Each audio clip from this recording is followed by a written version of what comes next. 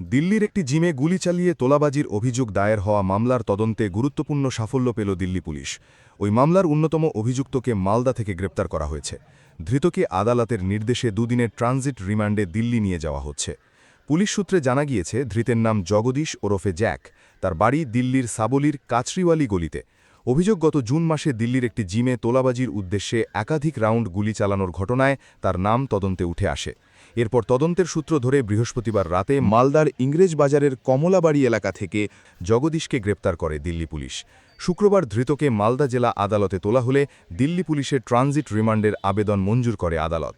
আদালতের নির্দেশ অনুযায়ী তাকে দুদিনের ট্রানজিট রিমান্ডে দিল্লি নিয়ে গিয়ে জিজ্ঞাসাবাদ করা হবে।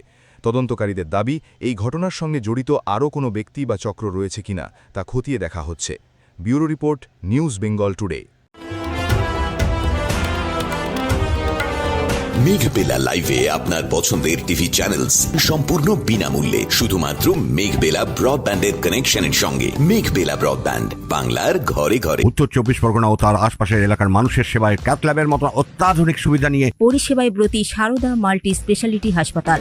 একই ছাদের তলায় মানুষ সাধারণ চিকিৎসা থেকে শুরু করে 24 ঘন্টা ক্যাথল্যাব, এমআরআই, সিটি স্ক্যান, এনআইসিউর মতো সুবিধা এবার থেকে পেয়ে যাবেন সারদা মাল্টি স্পেশালিটি হাসপাতালে। প্রয়োজনে যোগাযোগ করুন 033-2592-0730, 2593-0730, 2593-3562 ও 9331275635 নম্বরে। আমাদের ঠিকানা Royal Park, Kalyani Expressway, Barrackpore, Kolkata 7,121,000। Sarada Multi Speciality হাসপাতাল, পরিষেবাই হোক আমাদের মূল লক্ষ্য।